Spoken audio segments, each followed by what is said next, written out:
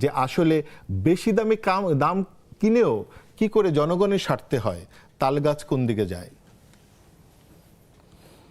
ধন্যবাদ আপনাকে। যারা শুনছেন আমার শুভেচ্ছা অভিনন্দন, আমার সহ আলোচককে শুভেচ্ছা। দেখেন, সরকারের কিছু পলিসি থাকে, সেই পলিসি মতো চলতে গিয়ে দেখা গেল যে আপনার ধরেন আমি আপনাকে টেন্ডারের কথাই বলি, যে অনেকেই আছে না যে 10টা জিনিসে টেন্ডার পার্টিসিপেট করে। ধরেন এই মগটা লাগবে 5টা, মগের দাম হলো 500 টাকা। মগটা কিন্তু অরিজিনালি 50 থেকে 100 টাকা। মগ লাগবে 5টা, এটার দাম 500 টাকা করে। কিন্তু যেটা লাগবে অনেক বেশি, আপনার ধরেন এই কাগজ লাগবে কয়েক টন, সেটার দাম বাজারে আছে 200 টাকা, সেখানে টেন্ডারে পেয়েছে 205 টাকা। তো আমি এই 5টা মগ দেখে যদি আমি পিছিয়ে যাই, তাহলে কিন্তু আমি এখানে লাভ করতে পারবো না। আমি যার কাছ থেকে যেভাবে নিয়েছে সেটার কতটা পরিমাণ কত, সবার আগে বাংলাদেশ, সেই বাংলাদেশের স্বার্থ নিয়ে কাজ করতে গিয়ে যেটা হিউজ অ্যামাউন্ট, সেইখানে যদি আমি বেশি লাভ করে আমি কম অ্যামাউন্টে আমি লস করলাম। আমি যে সরকার চালান তারাই আসলে আরও ভালো বলতে পারতেন। আমি একজন টকশোতে পার্টিসিপেট করে একজন রাজনৈতিক কর্মী হিসেবে যেটুকু আপনাকে বলছি, আমাকে আগে ওটা জানতে হবে যে আর কি কিনছিলেন তারা, সেটার পরিমাণটা কতটুকু, পরিমাপটা কতটুকু, সেটা জানলে, সেটা বলতে পারলে তাহলে আমি আপনাকে আর একটু ফাইনাল বলতাম। আমি যেহেতু একটা অ্যাপ্রক্সিমেট ধরে আমি আপনার সাথে কথা বলছি, যে আমি যদি হিউজ যদি ধরেন চাল হয়, হিউজ পরিমাণ, সেখানে যদি আমি সাশ্রয় করতে পারি, তাহলে আমি যদি কম পরিমাণ যদি গম হয়, তাহলে আমি সেখানে একটুখানি লস হলেও আমার কিন্তু ওটা এখান থেকে পুষিয়ে গিয়ে অনেক বেশি হলো। আমার সংখ্যাটা হলো বড় জিনিস, অ্যামাউন্টটা, পরিমাণটা। তো আমাদের উপদেষ্টা এরকমই একটি ব্যাখ্যা হাজির করেছেন। এটা উপদেষ্টার ব্যাপার, বাট আমি আপা খুবই চমৎকার করে মানে আমাদের প্রথম বলটা ঠেকালেন, নাকি 6 মারলেন। মানে আমি একটু ব্যারিস্টার সাহেবের কাছে যেতে চাই। ব্যারিস্টার আল মামুন রাসেল, আসলে তালগাছ কি আছে ওখানে, নাকি আপনি তালগাছ অন্যদিকে নিতে পারবেন? জি, অসংখ্য ধন্যবাদ আমাকে চমৎকার প্রয়াসে যুক্ত করার জন্য। সাথে আমার সহ প্যানেলিস্ট আপাকে শুভেচ্ছা জানাচ্ছি, এবং যারা নেক্সাস টিভি যারা দর্শক আছে তাদেরকে শুভেচ্ছা জানাচ্ছি। দেখেন, এই সরকার এই থেকে যুক্তরাষ্ট্র থেকে আপনার গম কিনছে। আপনি জানেন সিঙ্গাপুর থেকেও কিন্তু আমাদের সরকার গম কিনে থাকে। যুক্তরাষ্ট্র থেকে কেনার পেছনে কিনতে কোনো সমস্যা নেই, কিন্তু প্রশ্নটা তখন দাঁড়িয়েছে যখন আপনার দেখেছে আপনার যুক্তরাষ্ট্র থেকে সিঙ্গাপুরে যে মূল্য, সেটা থেকে প্রতি টনে প্রায় $24 বেশি, এবং কি যুক্তরাষ্ট্র থেকে কেনার পিছনে G2G মানে সরকার টু সরকার একটা চুক্তি আছে। এই চুক্তির কারণেই কিন্তু আপনার যুক্তরাষ্ট্র থেকে কিনতে হচ্ছে বেশি দামে। এখন কথা হচ্ছে, আমাদের বর্তমান বাংলাদেশে আমরা মনে করি আমাদের যে বর্তমান সরকার আছে, সরকার কিন্তু একবারই বলেছে যে সবার আগে বাংলাদেশ, আমাদের কোনো প্রভু থাকবে না, আমরা পররাষ্ট্রনীতিতে আমরা প্রত্যেকটা দেশকে সমভাবে মূল্যায়ন করব, যেখানে আমাদের দেশের স্বার্থ আছে আমরা সেটা মূল্যায়ন করব। সেটার কারণে কিন্তু সরকার কিন্তু প্রথম সাপোর্টটা আপনার মালয়েশিয়া এবং চীনে করেছে, আমরা সেটা দেখেছি। তার মানে যুক্তরাষ্ট্র থেকে কেনাটা, আপনি দেখেছেন রিসেন্টলি জামাতের আমির একটা বক্তব্য তাদের 250 বছর যে এটা অনুষ্ঠানে জামাতের আমির যখন বলেছে যে এটা যুক্তরাষ্ট্র আমাদের একটা পরীক্ষিত বন্ধু, এটা নিয়ে কিন্তু ব্যাপক হইচই, মানে আমাদের সরকারি দলের যারা ন্যারেটিভ তৈরি করে তাদের মধ্যে ব্যাপক হইচই শুরু হয়েছে যে এই 71 সালে একবার যুক্তরাষ্ট্রকে প্রভু মনিয়েছে, এখনও আবার যুক্তরাষ্ট্রকে পরীক্ষিত। কিন্তু ব্যাপারটা হচ্ছে এই যে দেখেন আমাদের জামাতের আমিরের যে বক্তব্যটা, উনি কিন্তু বলেছেন একটা পরীক্ষিত বন্ধু। তার মানে উনি বলেন না একমাত্র পরীক্ষিত বন্ধু। আমাদের কিন্তু আমরা যখন ন্যারেটিভ বিল্ড আপ করি তখন একমাত্র, একটা, প্রত্যয়, এগুলো কিন্তু খুব গুরুত্বপূর্ণ বিষয়। আপনি যখন বলবেন একটা পরীক্ষিত বন্ধু, তার মানে আমাদের আরও পরীক্ষিত বন্ধু আছে। আপনি যখন বলবেন একমাত্র পরীক্ষিত বন্ধু, তখন হয়তো একমাত্রই হয়ে যায়। তাহলে যুক্তরাষ্ট্র যদি 71-এর বিরোধিতা করেছে, চায়নাও তো আমাদের 71-এর বিরোধিতা করেছে। চায়না 71-এর বিরোধিতা করছে, তাহলে যখন আমাদের প্রধানমন্ত্রী চায়না সফরে গিয়েছেন, তখন কিন্তু কেউ প্রশ্ন তোলেন নাই যে চায়না 71-এর বিরোধিতা করেছেন, তো সুতরাং চায়না আপনার সফরে গিয়ে আপনি চায়নাকে 71-কে আপনি পিছনে ফেলে দিলেন। তার মানে একই টাইম আমাদের প্রধানমন্ত্রী কিন্তু বলেছেন যে যুক্তরাষ্ট্র হচ্ছে আমাদের অকৃত্রিম বন্ধু। যেটা মানে যেটা কোনো তুলনা হয় না, এবং কি যেটার স্বার্থবিহীন বন্ধু বলেছেন। কিন্তু আমাদের প্রধানমন্ত্রীর বক্তব্যটা মানুষের কাছে খুব নেগেটিভ হলো না, কিন্তু জামাতের আমির যখন বলেছে একটা পরীক্ষিত বন্ধু, জামাতের আমির দেখেন, জামাতের আমির কিন্তু বলেন না যে পরীক্ষিত প্রভু। এর আগে আমরা দেখেছি আমাদের দেশের পরীক্ষিত প্রভু ছিল, যে একমাত্র পরীক্ষিত প্রভু ছিল, কিন্তু এখন কিন্তু পরীক্ষিত প্রভু বলতে এই নেই আমাদের। উনি বলেছে যে এটা আমাদের একটা পরীক্ষিত বন্ধু। আপনি জানেন এই যে আমরা যে এখন G2G আমাদের সাথে আছে, সরকার টু সরকার যে চুক্তির কারণে কিন্তু আমরা $24 বেশি দিয়ে সিঙ্গাপুর থেকে আমরা না কিনে আমরা কিনছি কার থেকে? যুক্তরাষ্ট্র থেকে কিনেছি। তার মানে কি আমরা কি এখন কি, আপনি যদি আমাকে বলেন যে যুক্তরাষ্ট্রকে আমরা প্রভু মানছি, যুক্তরাষ্ট্রের প্রেসক্রিপশন আপনি দেখেছেন যুক্তরাষ্ট্র $20 কেনাই না, ট্রান্সপোর্টেশন ফি মানে কস্ট অনেক বেশি। এবং কি আপনি দেখেন যখন প্রথম আমাদের যে বর্তমানে পররাষ্ট্রমন্ত্রী আছে, এই পররাষ্ট্রমন্ত্রী কিন্তু যুক্তরাষ্ট্র নাগরিক নিয়ে প্রথম কিন্তু আমরা জানতাম না, এটা প্রথম উত্তোলন করেছে অন্তর্বর্তীকালীন সরকারের সময় যখন ওনাকে প্রতিরক্ষা উপদেষ্টা বানানো হয়েছে। তখন আমাদের যে আজকে বর্তমান সরকারি দল ওনারাই বলেছেন যে ভিনদেশের, আমাদের বর্তমান স্বরাষ্ট্রমন্ত্রী নিজে বলেছেন যে ভিনদেশের একটা নাগরিক হয়ে আমাদের দেশের প্রতিরক্ষা চালাবে, এটা কখনো দেশের স্বার্থ হওয়া ঠিক না। কিন্তু সেই লোকটি যখন সরকারের পরবর্তীতে যখন উনি আমাদের পররাষ্ট্রমন্ত্রী হয়ে যায়, তখন কিন্তু আমরা কিন্তু ওই যে আগে যে ন্যারেটিভে আমরা ছিলাম, সেই ন্যারেটিভের জায়গায় ওই যে আপনি যে বললেন বিচার মানি তাল গাছ আমার, তার মানে তখন উনি দুষ্ট। সামাজিক প্রোগ্রাম তারা চালিয়েছে, যেমন ত্রাণের কাজ করেছে। নীলুফা আপা এই ব্যাপারে কি কিছু বলতে চান? মানে আমরা দেখতে পাই যে বিরোধী দলের সাথেও চীন এবং আমেরিকা দুজনেরই ভালো সম্পর্ক। এটার সাথে নীলুফা আপা একটা জিনিস জানতে চাই যে আমাদের কি দক্ষিণ প্লাজা কি মানে বেসরকারিভাবে, মানে সংসদের দক্ষিণ প্লাজা কি ভাড়া দেয়া যায় বা এরকম কিছু? দেখেন, বিরোধী দল যদি কোনো সমস্যায় পড়ে, যে কোনো জায়গায় যদি সমস্যায় পড়ে, তাহলে দুইজনই পড়বে, কারণ দুইজনই কিন্তু আপনার ফ্যাসিস্ট আন্দোলনে একসাথে কাজ করেছে, যার যার জায়গা থেকে কাজটা কিন্তু একসাথেই করেছে। এবং বিভিন্ন কথা যে বাজারে যে কথাগুলো আসে, আমি সব কথা সত্য বলবো না, যদি সত্য মিথ্যা ধরে বলা হয় তাহলে সবাইকেই কিন্তু সবার গায়ের মধ্যেই কিন্তু সমস্যা আছে, তাতে কাউকে ক্ষমা করে খাতির করে কেউ কাউকে বলবে না। তো সেই জায়গাতে আমি বলতে চাই যে সম্পর্ক থাকা তো খারাপ কিছু না। রাষ্ট্রের জন্য সরকারি দল বিরোধী দলের যে কারোরই সম্পর্ক অন্যান্য রাষ্ট্রের সাথে থাকলে এই জিও পলিটিক্সের জামানায় যার যত ভালো সম্পর্ক থাকবে সে তত গেইন করবে, সেই দেশ তত ডেভেলপ করবে। এখানে আমার প্রশ্ন যে যেমন ধরেন যে মানে এটা দারুণ ঐক্য, মানে বাংলাদেশে আমরা এটা আগে কখনো দেখিনি যে সরকারি দল বিরোধী দল সবাই মিলে এই যে আমেরিকার যে 250 বছরের যে সেলিব্রেশন হলো, সেলিব্রেশনটাকে আমি এখানে এটুকু বলতে চাই যে সেলিব্রেশনটা হলো সরকার করেছে। দক্ষিণ প্লাজা তো এটা তো সংসদের ভেতরে না, সংসদের বাইরে সরকারের করেছে নাকি? মানে আসলে কি সরকার বা বিরোধী দল যেটাই বলেন না কেন হয়তো এরকম কোনো গুরুত্ব দেয় নাই। দক্ষিণ প্লাজা বাইরে হিসেবে হয়তো করেছে, এটা তো আর ভেতরে করে নাই। এখন আমাদের কিন্তু অনেক ককাস আছে, সে আপনার Bangladesh Russia caucus, Bangladesh China caucus, Bangladesh America caucus, এবং এমপিদেরকে নিয়ে আমেরিকার বিভিন্ন, যেমন ধরেন এনডিআই, এআরআই, এইসব ককাস আমরা কিন্তু এর আগে যখন এমপি ছিলাম তখনের কথাও বলছি, তখন আমরা কাজ করেছি এবং তখন কাজ করেছি সরকারি দল বিরোধী দল সবাই মিলে, এবং আওয়ামী লীগ হ্যাঁ আওয়ামী লীগ বিএনপি তখন সবাই জামাত সবাই ছিল। আমেরিকা ককাসে প্রায় মানে সকল দলের লোকই আছে, হ্যাঁ তখনও ছিল, আমি সেটাই বলছি। তো সেই ককাস করতে তো দোষের কিছু না, আমরা অনেক ককাসই করি। আমি যেমন ধরেন পিজিএ নামে একটা ককাস ছিল, কিন্তু আমরা কখনো দক্ষিণ প্লাজাতে আপনার অন্য দেশের ফ্ল্যাগ তুলে এই ধরনের প্রোগ্রাম আমরা দেখিনি। দেখেছে কি? আমরা এরকম আমি দেখিনি, বাট যেটা দেখিনি বলে দেখা যাবে না এমনও কিছু না। আর এটা করাতে এমন একটা দেশের আপনার স্বাধীনতা দিবস উদযাপন করেছে, সেই উপলক্ষে একটা মিটিং সেখানে বাইরেই করেছে, বাইরে করেছে। এটা কি যেমন ধরেন প্যান্ডেলটা নিয়ে অন্য জায়গায়ও করলে পারতো, অন্য জায়গায় এর আগে যে হয় নাই তা না, হয়েছে, কিন্তু সংসদে করেছে। এটা অন্যান্য জায়গার মতো করে। জিজ্ঞেস করি যে ব্যারিস্টার সাহেব, আপনার কি মনে হয় যে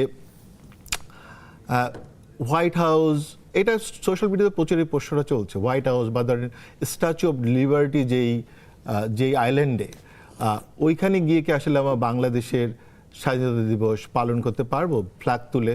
দেখেন, প্রথম কথা হচ্ছে যে প্রোগ্রামটা করেছে যুক্তরাষ্ট্র আমাদের সংসদের যে দক্ষিণ প্লাজায়, এটার কিন্তু একটা ব্যাখ্যা আপনি দেখেন, এই যে দক্ষিণ প্লাজা আমাদের এই যে সংসদটা, এটার কিন্তু যিনি নির্মাতা, যিনি স্থপতি, তিনি লুই আই কান, উনি কিন্তু যুক্তরাষ্ট্রের নাগরিক।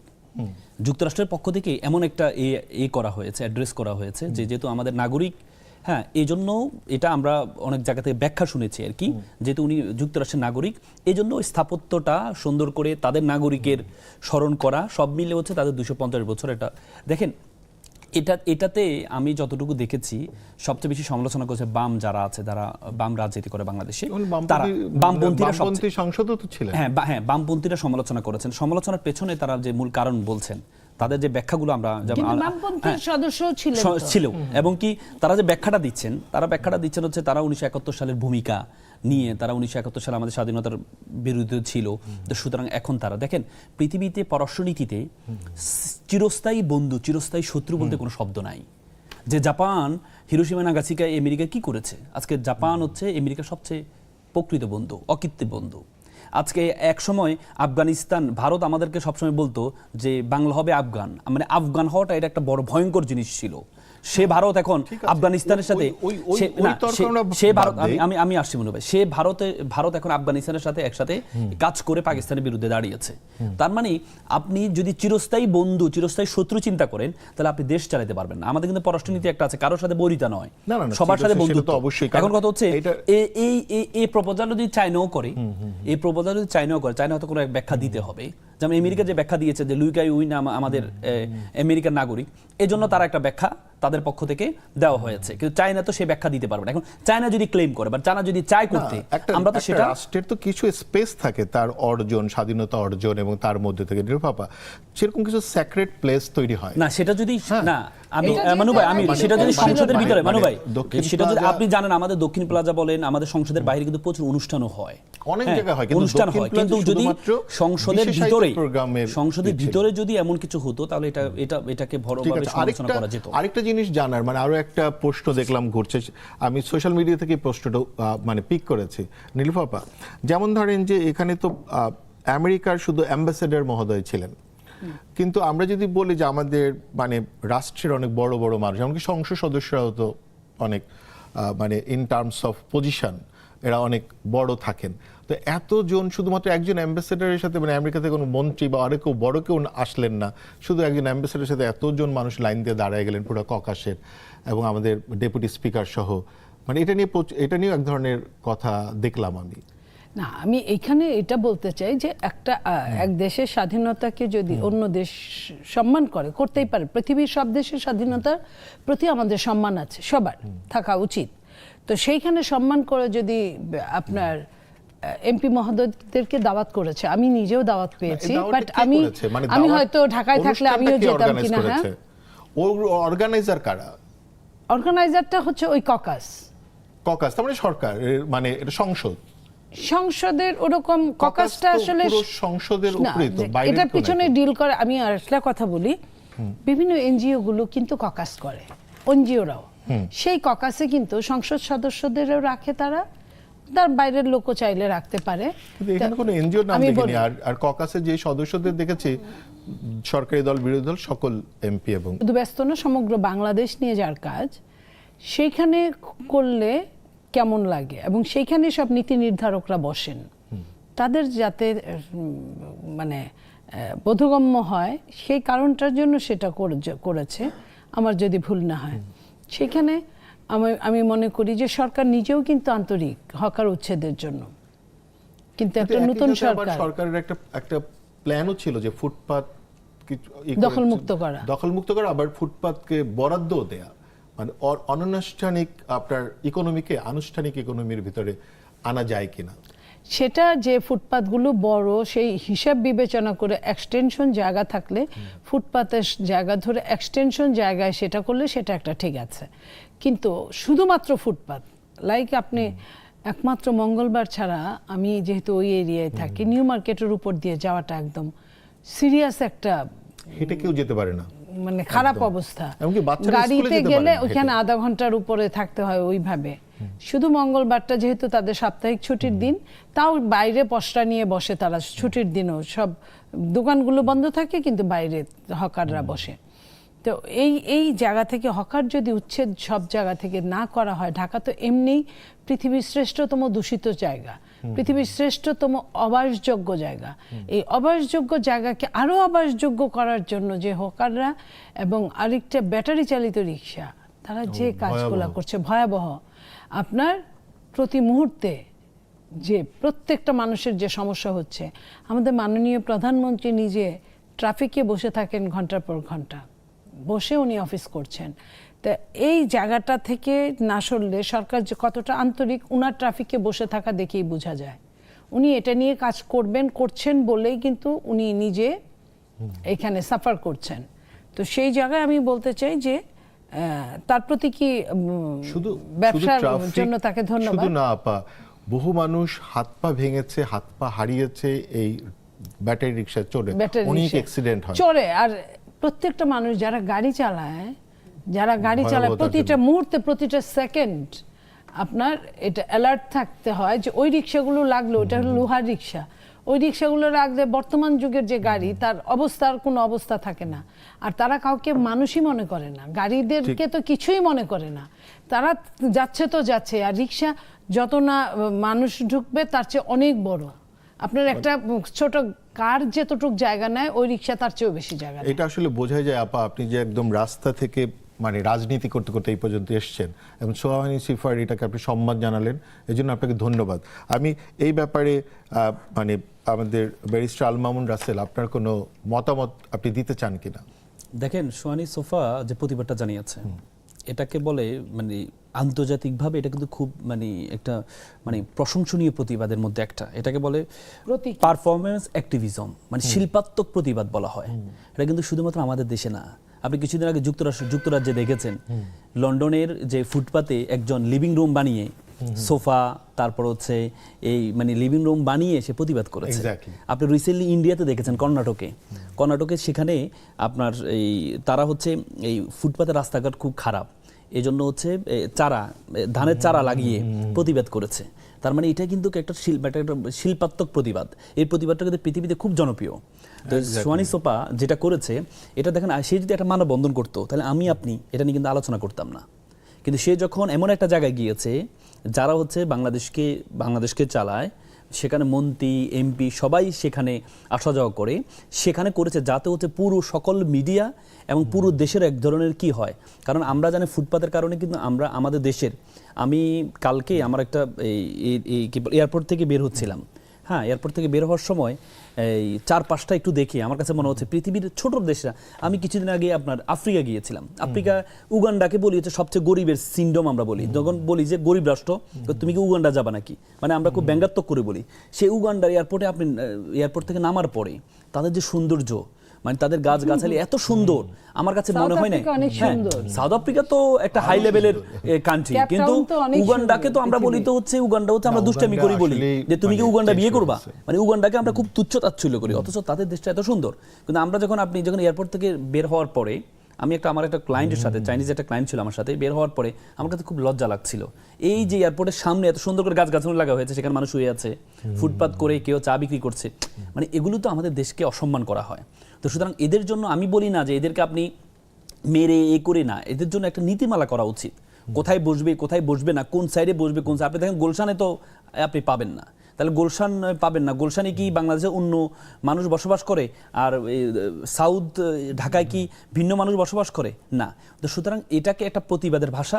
আমার কাছে খুব খারাপ লাগে যে পুলিশের যে অ্যাকশনটা, পুলিশ যখন একটা নারী সেটার প্রতিবাদ জানাচ্ছে, সে কিন্তু বড় কিছু করছে না, এটা প্রতিবাদের ভাষাটা একটু ভিন্ন। কিন্তু পুলিশ যেভাবে আক্রমণাত্মক ছিল, পরবর্তী যদি তাকে গ্রেপ্তার করে পরবর্তী তাকে মোসলেকা দিয়ে বন্ড দিয়ে তাকে ছেড়ে দেওয়া হয়েছে, কিন্তু আক্রমণাত্মক ভাষাটা আমার কাছে ভালো লাগে নাই। কারণ সে তো হচ্ছে নিজের জন্য কিছু করে নাই, সে দেশকে এই যে এটা ভিক্টিমাইজ সবাই হচ্ছে, এটার ভিক্টিমাইজ কিন্তু সবাই হচ্ছে। সুতরাং এটাকে আমরা প্রত্যেকটা প্রতিবাদকে, যে প্রতিবাদের যে ভিন্ন ভাষাগুলোকে, এগুলোকে ওন করতে হবে, অ্যাডপ্ট করতে হবে। যদি প্রতিবাদ জানা, হ্যাঁ, এটা শিল্প, মানে এটাকে যদি আমরা সব জায়গায় যদি পুলিশি অ্যাকশন শুরু করে দিই, তাহলে আলটিমেটলি নতুন প্রতিবাদের ভাষা আসবে না। আমরা তো মনে করি প্রতিবাদ মানে মিছিল করো, প্রতিবাদ মানে অবরোধ করো, প্রতিবাদ মানে রাস্তা বন্ধ করে দেওয়া, না, সে কিন্তু সেটা করে নাই, দারুণ বলেছেন সেটা করে নাই। ব্যারিস্টার মামুন রাসেল, আপনি দারুণ বলেছেন। আচ্ছা, আপনাদের দুজনের কাছে, একজন একদম আইন পেশার সাথে আর আরেকজন হচ্ছে আমাদের আইন প্রণেতা, এবং আপা হচ্ছে এইবারই প্রথম নয়, এর আগে উনি আইন প্রণেতা ছিলেন। তো আমি একটা প্রশ্ন করতে চাই, মানে এইটা আমি অনেকদিন ধরে খুঁজছি যে আমাদের সংবিধান অনুযায়ী বা সব জায়গায় বলা হচ্ছে যে আমাদের সরকারি কর্মকর্তা যারা, মানে সরকারি চাকরি, এরা হচ্ছে প্রজাতন্ত্রের কর্মচারী। তাহলে প্রজাতন্ত্রের যদি কর্মচারী হন এরা আপা, তাহলে আমরা ডেপুটি, একজন ডিসি তো ডেপুটি কমিশনার, তাহলে ডেপুটি কমিশনার বাংলা কেন আমরা আসলে এরকম মানে জেলা প্রশাসক এবং প্রশাসক শব্দ ব্যবহার করি কেন? এবং এই প্রশাসক শব্দের মধ্যে থেকে তার কি আসলে রাজা হয়ে ওঠার যে কর্তৃত্ব, এটা আপনি ওই পর্যন্ত গিয়েছেন, আপনি কিন্তু সেকেন্ড ধাপ গিয়েছেন। ফার্স্ট ধাপে আপনি দেখেন, আপনি যেটা বললেন গণপ্রজাতন্ত্রী বাংলাদেশ সরকার, গণ যদি হয় তাহলে কিন্তু আর প্রজা আসে না। আপনি খেয়াল করেন, গণ মানে জনগণ, তাহলে জনগণ তো প্রজা না। জনগণ একটা গণতান্ত্রিক রাষ্ট্রের মেন নির্যাস। তো নির্যাসটাকে আপনি প্রজা বানিয়ে দিচ্ছেন। এটা ব্রিটিশ কিভাবে কখন ৭১-এ যখন আসছে গণপ্রজাতন্ত্রী, ব্রিটিশদের পক্ষ থেকে, ব্রিটিশের সময় তো প্রজা, রাজা, জমিদার এইসব ছিল। সেই জমিদার প্রথা থেকে, সেই রাজার প্রথা থেকে কিন্তু আমরা দূরে যেতে পারি নাই, কারণ আমাদের এখানে প্রজা আছে। আপনি রাষ্ট্রীয়ভাবে প্রজা বলা আছে। তাহলে আমি কিভাবে সম্পূর্ণ, আপনি যেহেতু এই কথাটা বললেন, আমি জানি না আমার বলা কতটা ঠিক হলো, কারণ আমি যেহেতু এটা আসলে এসছে যতদূর বুঝি যেটা জনগণের প্রজাতন্ত্র। জনগণের প্রজাতন্ত্র হয় না, প্রজা থাকলেই কিন্তু রাজার কথা আসে। হ্যাঁ, এটা আসে, এটা ভাবা দরকার ছিল। জনগণতন্ত্র হতে পারে, জনগণতন্ত্র হতে পারে, জনপ্রজাতন্ত্র হতে পারে না। তো আমি কিন্তু আমার অঙ্কুরেই বিনাশ, আমি বিনাশ থেকে শুরু করলাম। আপনি আসেন এখন লাল ফিতার দৌরত্ব, আপনার ব্রিটিশ গিয়েছে, পাকিস্তান গিয়েছে, লাল ফিতার দৌরত্ব কি কমেছে? কমে নাই। এই লাল ফিতা, আপনি পাবলিক অ্যাডমিনিস্ট্রেশনে যারা পড়েন তারা আরো ভালো বলতে পারবেন। এই লাল ফিতা এমন একটা অবস্থা, মুখে হলো তারা ওই গণপ্রজাতন্ত্রের মতো, মুখে তারা সার্ভেন্ট। হ্যাঁ, আপনার কি বলে তাদেরকে, আপনার পিপল সার্ভেন্ট, পাবলিক সার্ভেন্ট। হ্যাঁ, তো পাবলিক সার্ভেন্ট, অথচ তার নাম হলো জনপ্রশাসক। এই প্রশাসক ডেপুটি কমিশনার, এইটা কিন্তু কোনোভাবেই যায় না। এই জিনিসগুলো যারা করেছে কন্ট্রাডিক্টরি ভাবে, কেন করেছে জানি না। আমি আবার বেশি কথা বলতে গেলেই দোষ আমার। আশা করব যদি আপনি মানে এটাকে নিয়ে ভাবেন তাহলে নিশ্চয়ই, আমি অনেকদিন আগেই ভেবেছি, না ভাবলে বলবেন, আমি না ভাবলে এই কথাটা বললাম কিভাবে যে গণপ্রজাতন্ত্র। আশা করব আপনি সংসদে শব্দ চয়নের, শব্দ সংস্কৃতি, এবং হচ্ছে আপনি আমাদের এই ব্যবস্থাটা, যে নগর ব্যবস্থা বা আমাদের দেশীয় ব্যবস্থাটা, এটা কিন্তু বড় একটা প্রভাব কিন্তু আমাদের ব্রিটিশ থেকে আসা। ব্রিটিশরা কিন্তু দেখুন, ব্রিটিশরা যখন পুলিশ তৈরি করেছিল, বা পুলিশকে দেখেন, আমরা বারবার বলি যে পুলিশদেরকে বলি যে পুলিশ হচ্ছে জনগণের বন্ধু, কিন্তু পুলিশ জনগণের বন্ধু? পুলিশকে তৈরি করা হচ্ছে জনগণের বন্ধুত্ব করার জন্য, পুলিশকে তৈরি করা হচ্ছে জনগণকে কন্ট্রোল করার জন্য। আপনার বিদ্রোহ কন্ট্রোল করার জন্য ব্রিটিশরা এভাবেই তৈরি করেছে যে কন্ট্রোল করবে তারা। পুলিশ যে অ্যাক্ট আছে সেটা আপনি গিয়ে দেখেন, মানে তাদেরকে তৈরি করছে হচ্ছে এই কন্ট্রোল করার জন্য। তো যে কন্ট্রোল করবে আর যে হচ্ছে সেবক করবে, দুটোর মধ্যে পার্থক্য আছে। আমাদের এই যে শব্দ, তার আইনই দুই ধরনের, মানে ইংল্যান্ডে এক ধরনের পুলিশের আইন, আর তার বাইরে যে তার রাজ্য ছিল আলাদা আইন। আপনি আমাদের প্রত্যেকটা জিনিসে ব্রিটিশরা যে প্রভাবগুলো খেটেছে, মানে আমরা ওদের থেকে স্বাধীন হয়েছি, কিন্তু ওদের যে সাংস্কৃতিক আগ্রাসন সেটা থেকে আমরা বের হতে পারি। আপনি দেখেন আমাদের শিক্ষা ব্যবস্থার মধ্যে তারা কিভাবে এই করেছে। আমরা শিক্ষা ব্যবস্থার মধ্যে তারা আমাদেরকে শিখায় কেরানি পদে চাকরির জন্য আবেদন, তারা আমাদেরকে শিখায় কেরানি পদে চাকরি, তারা আমাদেরকে শিখায় না এমডি পদে চাকরির জন্য আবেদন, সিইও পদে চাকরির জন্য আবেদন। তারা আমাদের মাথার মধ্যে সেট করে দিয়েছে যে তুমি লাখ টাকার ছেঁড়া কাঁথা শুয়ে লাখ টাকা স্বপ্ন দেখবা না। অথচ দেখেন 18 বছর 19 বছরের ছেলেরা এখন এমডি সিইও হয়। ইন্ডিয়াতে দেখেন, আপনি বিভিন্ন দেশে দেখেন, কিন্তু আমরা ওই যে উপনিবেশিক যে চিন্তাটা, এটা থেকে বের হইতে পারিনি। কেন? আপনি সংবিধানে 21 বলেছেন আপনি যে তাদের সরকারি কর্মচারীরা তারা হচ্ছে জনগণের সেবা করবে, কিন্তু তার অ্যাপ্রোচটা দেখেন আপনি। ডিস্ট্রিক্ট কমিশনারকে আপনি সে হচ্ছে জেলার প্রশাসনিক কর্মকর্তা, প্রধান প্রশাসনিক কর্মকর্তা। সেটা না বললে আপনি বলেন জেলা প্রশাসক। প্রশাসক মানে কি? যে শাসন করবে, সে হচ্ছে ডান্ডা দিয়ে হোক যে কোনো শাসন করবে, সেই প্রশাসক আমরা দেখতাম হচ্ছে এই আপনি বিভিন্ন যুগগুলোতে দেখেন শাসকের কাজ কি, প্রশাসক, সেবক আর শাসকের মধ্যে পার্থক্য আছে না? আপনি যখন তাকে প্রশাসক করছেন এবং সাথে সাথে তার যে গাড়িটা ব্যবহার করছে, আপনি দেখেন পুলিশি গাড়ির মতো বড় গাড়ি হবে, সাউন্ড হবে, আওয়াজ হবে, মানুষ দেখলে যেমন মনে হবে সে একজন শাসক, সে নট প্রশাসক। এই সেই ভালো জিনিস আপনি বলছেন। দেখেন ঢাকাতেও কিন্তু যত সরকারি গাড়ি আছে এবং বিভিন্ন ধরনের সেক্রেটারি, জয়েন্ট সেক্রেটারি চালায়, সেখানে একটা ভিন্ন ধরনের আওয়াজ দেয়। উঁচু উঁচু গাড়ি না, তার চেয়ে বড় কথা হচ্ছে আপনি গাড়িগুলো দেখেন, আপনি গাড়িগুলো উঁচু উঁচু গাড়ি। তার মানে আমরা যখন আমাদের গাড়িটা যখন তাদের পাশ দিয়ে যায়, আমাদের কাছে মনে হয় আমরা হচ্ছে কর্মচারী আর তারা হচ্ছে আমাদের সেবক, তারা হচ্ছে প্রশাসক, তারা হচ্ছে শাসক। আপনি গাড়িগুলো দেখেন, আমাদের গাড়ি আর তাদের গাড়ির মধ্যে দেখবেন, তাদের চাকা আর আমাদের চাকা দেখেন। আপনি সরকারি গাড়িগুলো দেখেন, সবগুলো হচ্ছে বড় বড় গাড়ি, ল্যান্ড ক্রুজার, প্রাডো জাতীয় গাড়ি। কেন? এই যে মানসিকভাবে আপনি দেখেন, আপনি সেম দেখেন এসি ল্যান্ড, একটা এসি ল্যান্ড বা হচ্ছে একজন ইউনো একটা উপজেলাতে সেম ক্যাটাগরি, একই ক্যাটাগরি একজন স্বাস্থ্য ক্যাডার, তার কোনো গাড়ি পাচ্ছে না। আর এই হচ্ছে একই ক্যাডার হয়ে সে হচ্ছে যে গাড়ি ব্যবহার করছে, যে প্রোটোকল ব্যবহার করছে, যে পার্সোনাল সেক্রেটারি ব্যবহার করছে, তার সাথে একজন আনসার থাকে। তাহলে একই ক্যাডারে হয়ে একজনের হচ্ছে কোনো গাড়ি না, আপনি হসপিটালে যা হেঁটে হেঁটে, অথচ সবচেয়ে বেশি সেবা করে সে সবচেয়ে বেশি সেবা করে, সবচেয়ে বেশি ব্রিলিয়ান্ট, সবচেয়ে বেশি মেধাবী। কিন্তু একই জন মেডিকেল, আমরা তো ধরে নিই কি বিশ্ববিদ্যালয় লেভেলে ধরেন একজন মানুষের প্রথমে স্বপ্ন থাকে সে বুয়েটে পড়বে, তারপরে স্বপ্ন সাথে মেডিকেলে পড়বে, তারপর হচ্ছে বিশ্ববিদ্যালয়।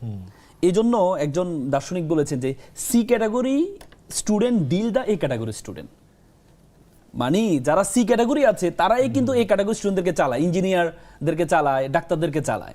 আপনি দেখেন সেম লেভেল হয়ে এখন ডাক্তার, ইঞ্জিনিয়াররা প্রশাসন ক্যাডারে চলে আসছে। এই জন্যই তো আমাদের ডাক্তারদেরকে প্রচুর টাকা খরচ করে তাদেরকে ডাক্তারি পড়াই, এরপরে তারা কোথায় চলে যায়? আপনি এবার দেখেন পররাষ্ট্র ক্যাডারের মধ্যে 12 জন পাবেন হচ্ছে মেডিকেল পড়ুয়া, আপনি প্রায় 17 জন হচ্ছে এই কি বলে প্রশাসনিক ক্যাডারে গিয়েছে হচ্ছে বুয়েট থেকে পড়া। কেন? এদেরকে কি আমরা বানিয়েছি এই হওয়ার জন্য? এদের পিছনে খরচ কত হয়েছে? তাহলে এই ডাক্তাররা যে কেন চলে যাচ্ছে, তার কারণ হচ্ছে আমরা এই যে দেশের মধ্যে একটা বৈষম্য তৈরি করে রেখেছি। এই বৈষম্যটা যদি আপনি পার্থক্য তৈরি করতে না পারেন, আপনি যখন এই যে তাদের মধ্যে মেন্টালিটি এবং গ্রো করে, আমার অনেক বন্ধু আছে ইউনো, আমরা একসাথে আমরা একই রুমে ছিলাম, অনেক বন্ধু আছে, তাদের অ্যাপ্রোচটা হয়ে যায় কেন? কারণ তাদেরকে সেভাবে লাঠিয়াল বাহিনী হিসেবে তৈরি করা হয়। মানে সে একটা শাসক। কেন? আপনি জেলা প্রধান প্রশাসনিক কর্মকর্তা বলতে পারেন না কেন? আপনি কেন বলতে হবে জেলা প্রশাসক? কেন বলতে হবে? এই যে শব্দ চয়ন, এই যে উপনিবেশিক চিন্তাটা, এটার কারণেই কিন্তু আমাদের সরকারি কর্মকর্তারা বা পুলিশ বলেন, তারা কখনো জনগণের সেবক হইতে পারে না, জনগণকে শাসক হিসেবে থাকে। তো সুতরাং এই জায়গা থেকে আমাদেরকে পরিবর্তন আনতে হবে। যদি পরিবর্তন না আনতে পারি, আলটিমেটলি আজীবন সংবিধানের মতো থাকবে, সংবিধানে বিধান থাকবে, কিন্তু কার্যকরী কখনো হবে না। আমরা আশা করব যে আমাদের এই আলাপ, যে নীলুফার চৌধুরী মনি এবং বীর আল মামুন রাসেল টক শোতে যে আলাপটা করছেন, এই আলাপটা আমাদের, যদিও আপাও বলবেন, কিন্তু নীতি নির্ধারকরা সবাই, সরকারি দল বেসরকারি দল শুনবেন এবং ব্যাপারটা ভাববেন, এটা আমরা চাইব। আমরা এখন একটা আলাপে যাই, মানে যেমন বীর আল মামুন রাসেল বলেছে যে শব্দের রাজনীতি বা শব্দের সংস্কৃতি। এই শব্দের রাজনীতিতে যাব একটা, আরেকটা জিনিস হচ্ছে গাড়ি এবং টাকার হিসাবে যাব, দুটোতে। আপা, প্রথম আমি যে শব্দের রাজনীতিতে যাব সেটা হচ্ছে এখন আমরা সেই 2024 সেই বিখ্যাত বা অমর সেই জুলাই মাসে আছি, যখন মানুষ ভীষণ রাগে ফেটে পড়েছিল। এখন এই যে মানুষ রাগে ফেটে পড়েছিল, যেই মানুষ বিরোধিতা করেছিল, সেই মানুষকে একটা শব্দ দিয়ে বট বাহিনী, একটা নির্দিষ্ট রাজনৈতিক দলের বট বাহিনীরা, এরা এমনকি সরাসরিও এই শব্দটা দিয়ে চিহ্নিত করছে, তা হচ্ছে লাল বদর। এই যে লাল বদর বানানো, আল বদরের সাথে মিলিয়ে নিয়ে এই যে শব্দের যে রাজনীতি এবং তার ভিতরে যে শ্রেণীকরণ,